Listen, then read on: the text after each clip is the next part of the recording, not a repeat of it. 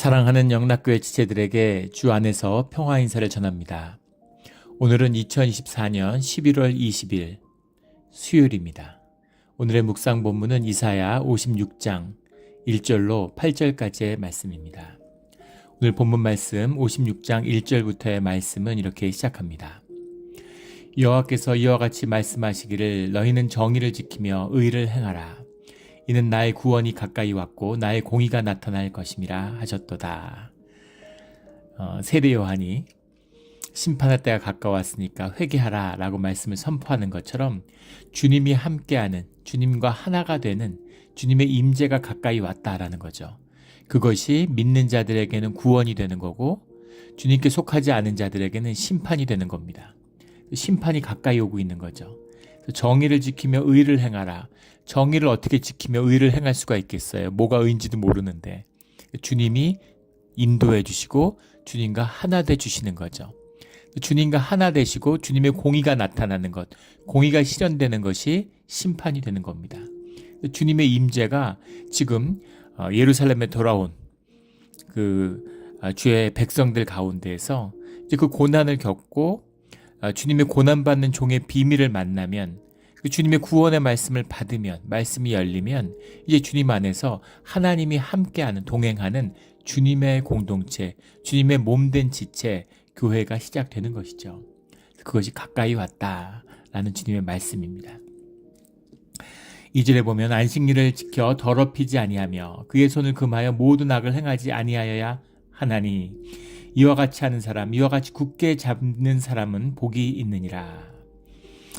무슨 율법을 잡으라는 게 아니죠. 안식일을 지켜 더럽히지 아니하며, 근데 재밌는 것은 희생제사의 이야기가 없다는 겁니다. 주님이 오셔서 예수님이 제사를 폐하셨죠. 희생제사가 필요 없는 거죠. 예수님이 오시면. 근데 지금 희생제사라고 하는 것의 의미가 무엇인가라는 걸 잊어버린 겁니다. 우리 예전에도 나눈 적이 있는데 한 수도원의 원장님이 산책을 하다가 길고양이를 만나게 된 거예요. 새끼 고양인데 웬일인지 부모를 잃어버리고 배고파가지고 이제 힘들어서 막 이렇게 꼼짝 못하고 힘들어 있는 그런 너무너무 안 됐으니까 그 새끼 고양이를 데려다가 수도원에서 키운 겁니다. 그래서 고양이가 크고 이제 뭐 아빠처럼 수도 원장님을 따르는 거죠. 근데 예배를 드려야 되는데 고양이가 막 돌아다니는 거예요. 그러니까 얼마나 정신 사납겠습니까? 예배 드릴 때는 항상 예배당의 기둥에다가 고양이를 묶어 놓는 거죠. 이렇게 줄을 해가지고 이렇게 묶어서 이렇게 줄로 이렇게 달아 놓는 겁니다. 그렇게 예배를 드리고 또 예배를 드리면 풀어주고 그랬는데 이제 시간이 지나서 수도 원장님이 나이가 들어서 나이가 많아가지고 이제 돌아가시게 된 거죠. 그래도 이제 계속 예배를 드릴 때마다 고양이를 묶어 놓고 예배를 드렸는데 어느 날 고양이도 세상을 떠난 겁니다. 그러니까 그 제자들이 모여서 이제 어떻게 해야 되느냐 하고 의논을 하다가 가서 고양이를 또 사다가 이제 기둥에다가 묶어놓고 예배를 드렸다는 거죠. 그런 겁니다. 처음에 왜 그렇게 했는지는 잊어버리고 그것이 형식만 남아서 그것이 멍해가 돼가지고 그걸 계속 짊어지고 있는 거예요. 종교죠. 종교라는 그릇에 주님을 담아야 되는데 주님의 복을 담아야 되는데 주님의 임재를 담아야 되는데 그 담아야 될 건 잊어버리고 그릇만 중시하는 겁니다. 결혼 반지의 소중함과 그 언약을 가장 뭔가 귀한 것으로 맺고 싶은 그 마음을 담아서 다이아 반지를 했는데 근데 부부관계는 막 깨지고 미워하고 뭐 서로 의심하고 싸우고 부부도 아닌 것 같은데 그런데 그 반지를 귀하게 여기는 거죠. 이건 다이아 반지야 뭐 이런 거죠. 본질을 잃어버린 희생제사의 의미를 잃어버린 그런 제사, 그 제사를 폐하여야 된다라고 하는 그 제사를 주님이 기뻐 받으시지 않는다라고 하는 그 말씀의 뜻이 이사야에 담겨 있죠. 참 이사야는 위대한 책이에요. 당연히 주님의 말씀이니까 당연한 것이겠지만 그 말씀을 읽을수록 주님이 아니시라면 어떻게 이렇게 파격적인 얘기를 할 수가 있습니까? 이사야가 결국은 이사야의 말씀 때문에 이사야가 선포한 전한 주님의 말씀 때문에 순교를 하게 되죠. 죽음을 맞이하게 되지만 정말 파격적인 말씀을 선포하고 있는 겁니다. 그런데 그 말씀이 옳은 말씀이고 주님의 말씀이라는 것을 예수님이 오셔서 확인해 주시고 증거해 주셨죠. 안식일을 지키고 모든 악을 행하지 아니하라. 그런데 안식일을 지킨다는 것이 안식일의 율법이나 그런 무슨 율례를 지키라는 이야기가 아니죠. 예. 악을 행하지 말라. 어떻게 악을 행하지 않겠어요? 인간이 사는 삶이 본질이 악한데 어떻게 악을 행하지 않아요? 그걸 행하지 않는 유일한 길은 주님과 하나 되는 길이죠. 우리가 악을 피할 수 있는 유일한 길은 주님께 의뢰하고 간구할 때입니다. 그래서 우리가 악을 피할 수 있는, 우리가 안식할 수 있는 비밀은 주님과 함께 하는 데 있는 거죠. 안식일을 하고 악을 행하지 않아야 주님과 함께 할 수 있고, 또 주님과 함께 하지 않으면 악을 행하지 않거나 안식일을 지킬 수 없고, 그러면 뭐 닭이 먼저냐 달걀이 먼저냐 이 얘기 같잖아요. 닭 없는 알이 어디 있어? 달걀 없는 닭이 어디 있으며 닭 없는 달걀이 어디 있느냐. 그래서 굉장한 난제같이 얘기하지만 우리 믿음의 사람들은 답을 정확히 알고 있죠. 닭이 먼저입니까? 달걀이 먼저입니까? 닭이 먼저죠. 주님이 달걀을 창조하셨을까요? 닭을 창조하셨을까요? 뭐 물어보나 마나겠죠. 그래서 분명한 것입니다. 주님이 먼저죠. 주님의 은혜와 주님의 임재로 우리와 함께 해주시는 겁니다. 그 새로운 삶의 기회, 주님의 초청을 받아서 새로운 삶의 기회가 열린 거예요. 그런데 주님의 초청을 받았다고 하지만 그것을 자원하는 심령으로 그 초청에 응하는, 그 소명을 받고 주님의 뜻에 나아가는 진실함으로, 우리가 진실하고 싶죠. 진실하게 나가고 싶지만 뭐가 진실인지, 내 진실이 뭔지도 몰라요. 주님을 만나야, 주님 안에 있어야 나의 진실을 만나게 되죠. 그러나 진실하고자 하는, 주님 앞에 감출 것이 없는, 진실하고 깨끗한 마음으로 쓰고자 하는, 깨끗하지 않지만, 진실하지 않지만 진실하고 깨끗하고자 하는 자원하는 심령으로 주님 앞에 섰을 때 주님이 우리의 삶을, 진실을 밝혀주시고 우리의 자원한 심령을 받아주셔서 악에서 떠날 수 있도록 인도해 주시는 거죠. 최선을 다하지만 우리가 할 수 없는 그 끝을 만나고 거기서 주님의 은혜를 영접하는 겁니다. 이것이 주님과 함께하는 비밀이죠. 이거 뭐 전후관계도 아니고 무슨 예전에 뭐 신학적으로 뭐 베네딕트 포뮬라라고 그러죠.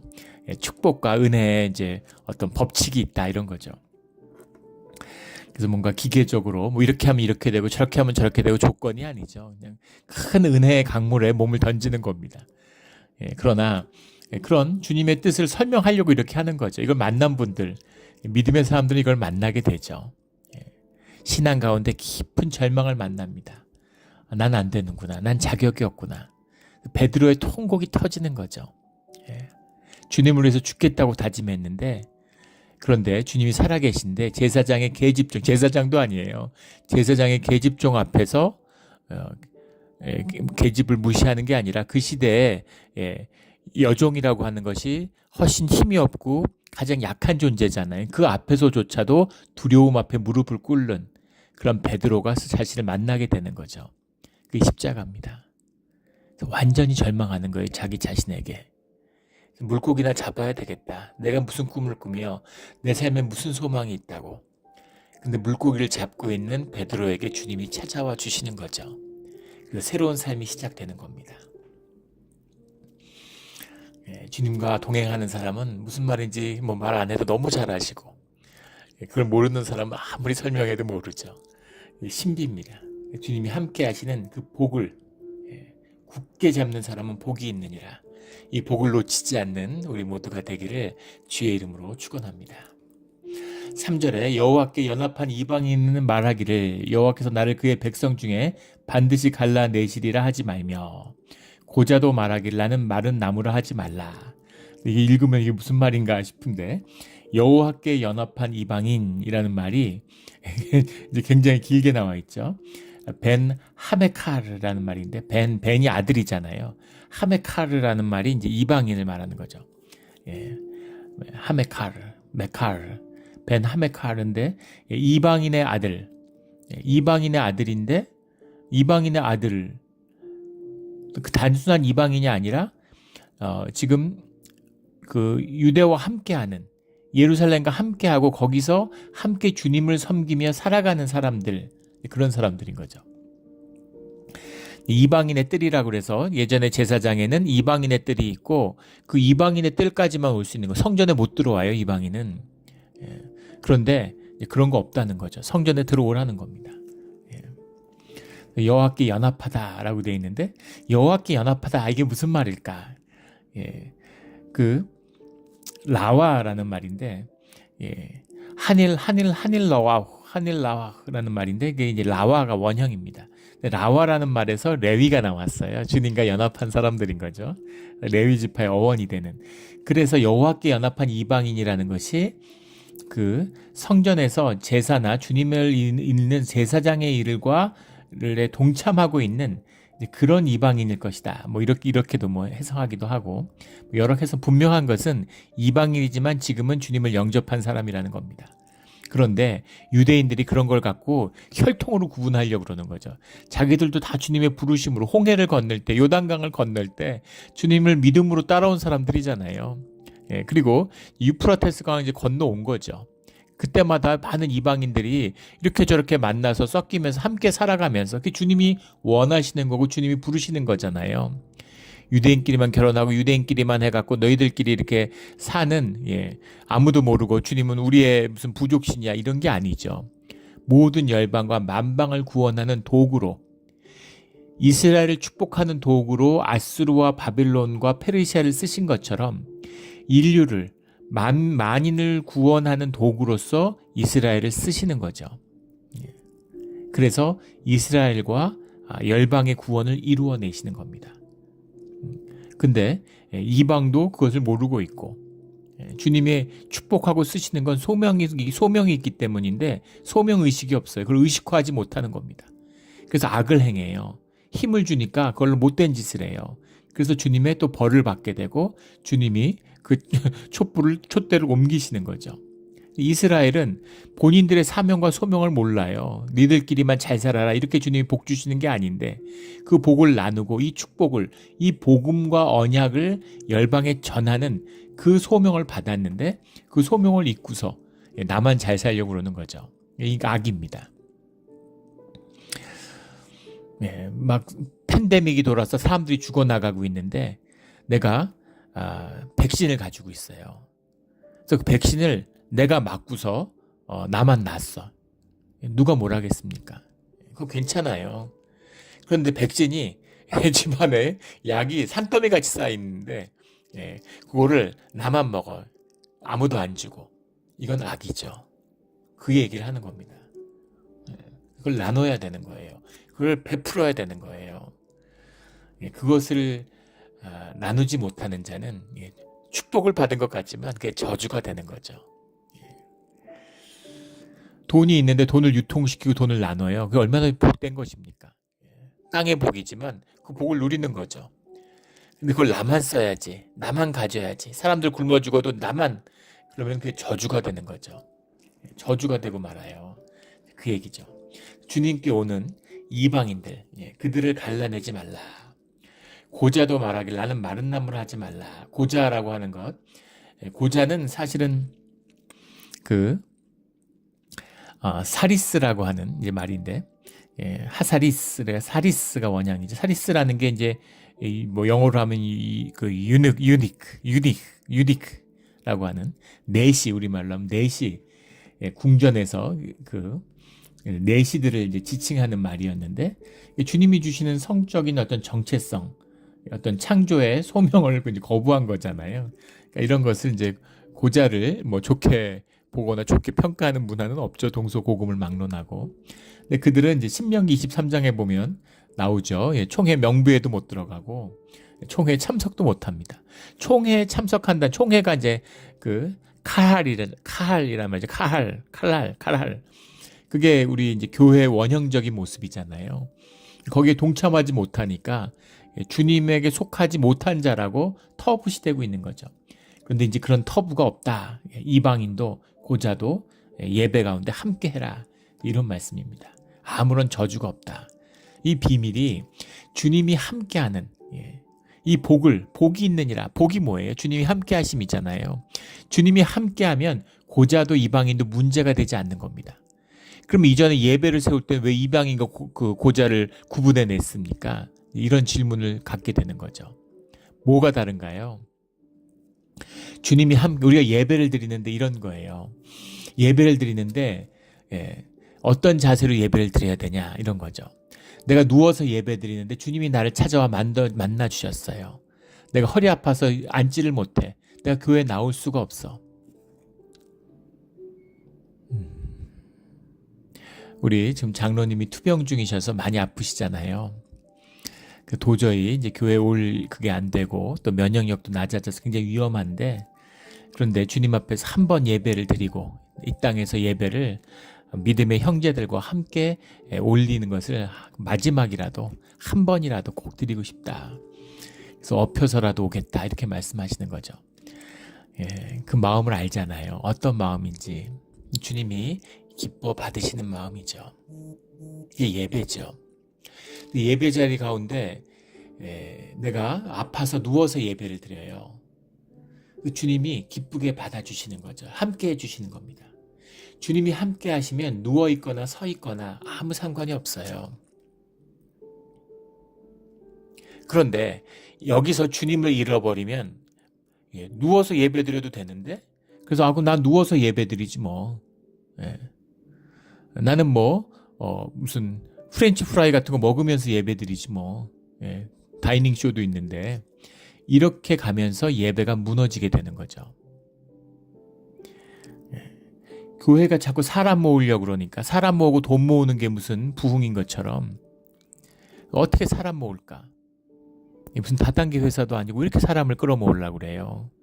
믿음을 세우고 말씀을 세워야 되는데, 삶을 세워야 되는데 아무것도 세우지 않으면서 돈을 모으고 사람을 모아서 힘을 모으려고 그러는 거죠. 종교의 악이죠. 사람을 어떻게 하면 모을 수 있을까? 그것만 연구하는 겁니다. 한동안 미국에서도 시컬스 월십이라고 그래서 열린 예배라고 한국에서는 예배 예전을 다 무너뜨렸죠. 사람들이 좋아하니까. 예전이란 건 딱딱하고 재미없잖아요. 그러니까 와서 막 찬양하고. 그게 이제 우리 베이 지역에서 이제 시작된 것이었는데.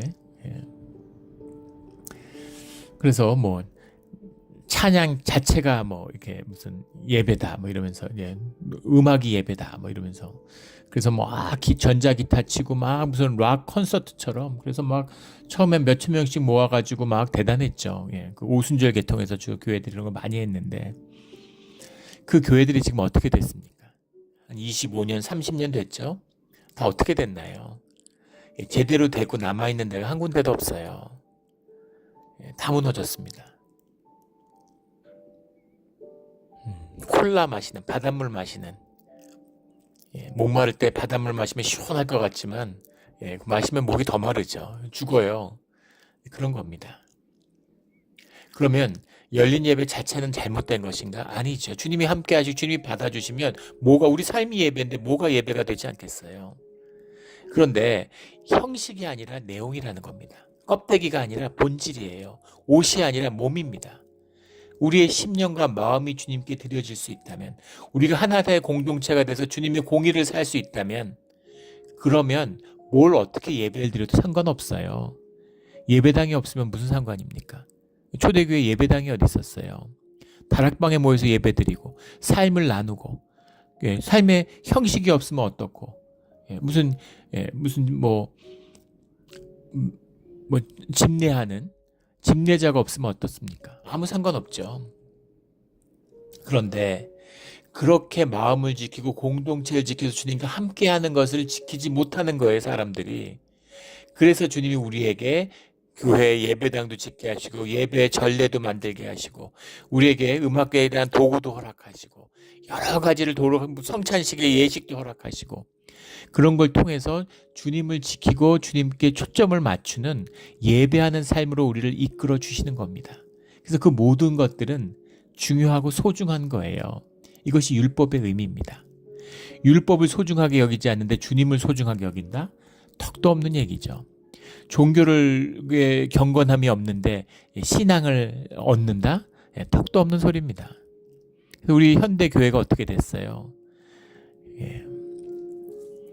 어떤 종교의 경건함도 무너지고, 신앙의 신실함도 없고. 그래서 이게 무슨 교회라는 게 무슨 종교단체, 시민단체 비슷하게 돼가지고 모여서 뭐 펀드레이징이나 하고 뭐 좀 좋은 일도 좀 하고 자기의 높임도 좀 받고 종교적 의의로 이렇게 뿌듯해하고 뭐 이런 맨날 모여서 싸움질하고 복음주의 같은 이거는 뭐 완전히 거의 이단 수준이죠. 요즘에 복음주의라는 건 예. 무슨 성소수자나 무슨 낙태한 사람들 이런 사람들을 정죄하고 학대하는 게 무슨 신앙인 것 같이 보면 정말 어이가 없어서 웃음밖에 안 나오죠. 예. 울어야 될지 웃어야 될지 어이가 없는 세상입니다. 말세죠. 그런 세상이 됐어요. 그런 게 아니라는 겁니다. 주님과 함께하는 마음, 그 엄청난 고난을 겪고 돌아왔잖아요. 그 고난을 갖고 돌아온 다음에 주님의 메시아의 비밀을 만난 거죠. 그 예배가 회복돼서 말씀을 주님이 주시니까 이제 그 말씀 가운데서 주님과 동행하는 삶이 열린 거예요. 이렇게 우리의 삶도 교회도 나라도 민족도 세워지는 겁니다. 그렇게 됐는데 그 가운데 너희들이 이방인과 고자를 품어라. 고자라는 건 그 고자를 딱 집어서 얘기하는 게 아니라 모든 터부시되는 모든 예배 가운데 끊었던 너희와 함께 할 수 없는 사람을 이제는 품어도 된다. 그런 이야기죠. 이것입니다. 이게 주님과 함께하는 마음이에요. 처음엔 나눠야 되는 거죠. 분리돼야 하지만 다음엔 합쳐야 되는 겁니다. 이 교회의 비밀이에요. 교회 가운데는 공동체가 있고 그 안에는 정말 믿음과 말씀으로 살아가는 기도로 살아가는 사람들이 있어야 되는 겁니다. 그렇게 교회가 세워지면 그 다음에 교회는 연약한 사람들, 믿음이 없는 사람들 아직 말씀이 뭔지 모르는 사람들을 품는 거예요. 품고 함께 살아가는 겁니다. 그렇게 교회를 이루어가는 겁니다. 무슨 믿음 좋은 사람들끼리 모여서 서로 이렇게 돕고 이렇게 무슨 그렇게 살아가는 게 아니에요. 어렵고 힘든 사람들, 연약한 사람들을 품는 거죠. 그런데 그 가운데 주님과 함께하고 주님의 마음을 받지 못하는 종교인들이 있는 거죠. 그런 사람들은 자꾸 이런 고자나 이방인들을 정죄하고 쫓아내려고 그래요. 그럼 자기네들은 죽을 고생해가지고 왔는데 모든 거 자기 삶에 다 던지고서 유프라테스강 건너서 왔는데 근데 이 동네 살던 사람들하고 같이 교회를 이루고 함께 살아가라고? 주님 그게 말이 됩니까? 근데 그 사람들을 품고 사랑하고 아끼고 나누기 위해서 너희에게 신앙의 복을 주님이 허락하신 거다. 이 말씀을 주고 계신. 그러니까 53장부터 54장, 55장 계속 점점 더 신앙의 깊이가 더 깊어져 가는 것을 만나게 되는 거죠. 이 말씀의 깊이죠. 말씀을 묵상하는 분들은 이런 것을 만나야 되는 거죠. 깊은 뜻이 숨어 있습니다. 4절에 여호와께서 이와 같이 말씀하시길 나의 안식일을 지키며 내가 기뻐하는 일을 선택하며 나의 언약을 굳게 잡는 고자들에게는 내가 내 집에서 내 성 안에서 아들이나 딸보다 나은 기념물과 이름을 그들에게 주며 영원한 이름을 주어 끊어지지 아니하게 할 것이며. 마른 나무라고 하는 게 고자에게 자녀가 없는 거잖아요. 여러 가지 의미. 이것이 이제 내시를 의미하지 않는다는 건 알겠죠. 궁정이 무너지가 언제고 내시가 자녀를 만들지 않는데 이 사람들은 뭔가 이제 성적인 장애를 가진 사람들이었겠죠. 내시가 자손이 없는데 어떻게 뭘 양자를 드렸을 수도 있겠지만은 그 포로기를 견디고 돌아와서 고자가 있지는 않을 겁니다. 내시가 있지는 않을 거예요. 그러니까 그런 의미하고는 좀 달랐을 거라고 보는데 그런데 아들이나 딸보다 더 나은 기념물과 이름을 주님의 것을 주시겠다. 영원한 이름을 주어 끊어지지 아니하게 하시겠다. 주님이 주시는 축복이죠. 영원한 생명, 영원한 삶, 영원한 이름을 너희에게 주겠다. 주님의 축복이 함께하는 겁니다. 율법의 시대를 살 때에는 율법 안에 같이 말도 섞으면 안 될 것 같았는데 이제 주님 안에서 함께 예배자로 쓰고 나니까 예수님의 약속하신 주님이 주시는 그 큰 축복을 함께 누리는 자가 된다. 이 의미죠. 내가 기뻐하는 일을 선택하며 안식일을 지키며 나의 언약을 굳게 잡는 이게 뭐겠어요? 주님과 함께하고 주님과 하나 된 자죠. 그 자의 축복이 그 누구라도 끊어지지 않는다. 이런 축복의 말씀입니다. 우리 이런 예배, 이런 공동체를 이루는 우리 교회가 되기를 주의 이름으로 축원합니다. 6절에 또 여호와와 연합하여 그를 섬기며 여호와 이름을 사랑하며 그의 종이 되며 안식일을 지켜 더럽히지 아니하며 나의 언약을 굳게 지키는 이방인마다. 이게 이스라엘이죠. 이게 이스라엘이고 이게 유대인입니다. 무슨 이방이 어디 있고 고자가 어디 있어요. 주님을 섬기고 주님과 연합하고 주님의 이름을 사랑하고 주님의 종이 되고 주님께 삶을 의탁한 것이 하나됨이잖아요. 안식일을 지켜서 언약을 굳게 지키는, 이게 유대인 중에 유대인이고 이게 이스라엘 중에 이스라엘이지, 다른 유대와 이스라엘이 뭐가 있겠어요. 요즘에 유대교 이런 걸 보면은 지금 유대교는 성경의 유대교와 이스라엘과는 아무 상관이 없습니다. 성경의 이스라엘하고는 이게 지리적인 의미가 아니잖아요. 성경을 읽는 분들은 그 종교인들이 이걸 거짓되게 꾸미는 건 시온주의 이런, 시온주의라는 건 원래 세속주의죠. 시온주의에 제일 반대했던 사람들이 정통파 유대인들입니다. 그걸 정치적으로 현상적으로 해석하려고 하는 거예요. 그래서 극렬히 반대했습니다. 주님이 허락하시지 않고 주님이 말씀하시지 않는데 고난의 끝이 어디 있느냐. 근데 우리가 고난을 끝내고 우리가 세상 정복하겠다는 거죠. 이 구약 시대와 똑같잖아요. 우리가 제국 만들겠다는 거죠. 우리로. 근데 그런 그 움직임을 주님이 이제 기뻐하시지 않는 거죠. 근데 지금 보세요. 그 땅을 빼앗아서 수천 년간 살던 사람들을 빼앗아 가지고는 그거를 학대하고, 얼마 전에 그런 뉴스가 있었죠. 뭐 참 이 팔레스타인 이런 데서 일어나고 있는 그 잔악한 행위들은 입에 담을 수가 없습니다. 그 수만 명의 어린아이들이 죽었어요. 우리 인류 모두의 죄입니다. 유대인들이 예수님은 몰라도 이사야서는 읽을 거 아니겠어요? 어떻게 그런 짓을 할 수가 있습니까? 참 가슴 아픈 이야기죠. 7절에 내가 곧 그들을 나의 성산으로 인도하여 기도하는 내 집에서 그들을 기쁘게 할 것이며, 그 테러와의 전쟁을 기획하고 인도했던 미국의 그런 CIA의 중요한 국장도 하고 그런 분이 인터뷰를 하는데 그런 이야기를 하더라고요. 굉장히 인상 깊게 기억이 납니다. 아프가니스탄 9.11 테러가 있은 다음에 그 테러리스트를 잡기 위해서 아프가니스탄에 들어갈 때에는 테러리스트들의 명단, 그들이 처단해야 할 사람들이 몇십 명이었다는 겁니다. 몇십 명을 잡기 위해서 그 사람들 잡아서 내놔라. 안 내놓으니까 그럼 우리가 잡으러 들어가지. 그리고 아프가니스탄 전쟁을 시작한 거죠. 아프가니스탄 전쟁을 12년을 했어요. 미국이. 몇 조 달러를 썼다는 거 아닙니까? 수천 명의 미국 군인들이 죽고, 그리고 나서 12년 만에 도망치듯이 도망 나왔죠. 막 비행기에 사람 매달려가다 떨어지고 월남전 때 퇴각하는 것보다 더 비참한 모습을 연출했는데, 그렇게 아프가니스탄 12년 만에 허망하게 떠나오면서 그들 CIA의 그 에이전트들이 손에 쥐고 있는 그 테러리스트의 명단은 수만 명으로 늘어났다는 거예요. 잡아야 하는, 체포해야 하고 죽여야 되는 테러리스트의 명단이 몇십 명을 잡기 위해 들어갔는데 12년을 싸우고 나니까 몇만 명이 된 거죠. 팔레스타인에 수만 명이 죽어나가는데, 병원에 입원해 있는데, 학교에 갔는데 거기서 폭격에 맞아가지고 비참하게 죽은, 심지어 그 임산부가 죽었는데 병원에서 그 죽은 임산부를 데려다가 그 배를 갈라가지고 아이를 꺼냈는데 그 아이가 살아난 거죠.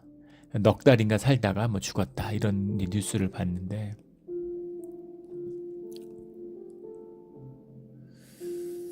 정말 너무 비참한 세상입니다. 그래도 내가 돈 더 잘 벌고 내 주식값 오르고 내 집값 오르면 좋다고 그러는 거예요. 주님이 기뻐하시겠습니까? 그 징후를 먹고 대적의 세력이 자라나는 겁니다. 왜 몇십 명 잡으러 들어갔는데 그게 몇만 명이 됐겠어요?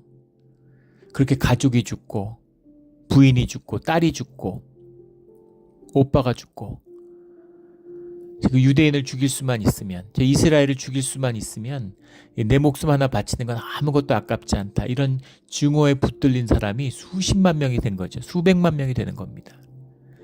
자기네들이 막 폭격하고 조롱하면서 막 이긴 것처럼 신나하지만 악의 구렁텅이로 온 그 이스라엘이 빠져들어 자기네들이 망하는 거를 꼴을 못 보고 있는 거죠. 자기네들이 어떻게 망할지를 못 보고 있는 거예요. 참 아리석고 비참한 그런 거죠. 인간의 어리석임이고 악의 본질입니다.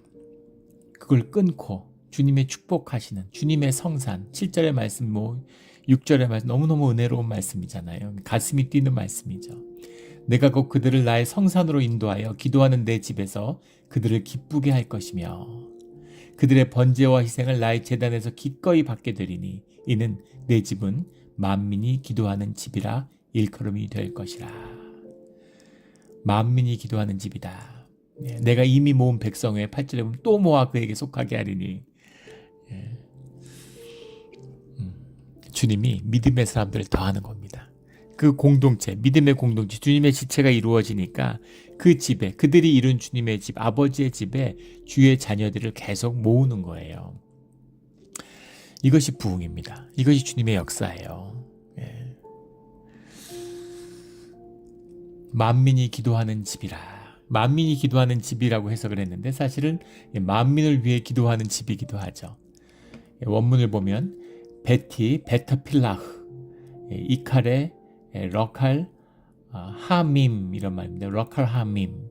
베티라는 게 내 집, 마이 하우스 이런 말이죠. 벳이 집이잖아요. 베티 하면 마이 하우스. 베터필라 그러면 a house of prayer. 기도하는 사람의 집.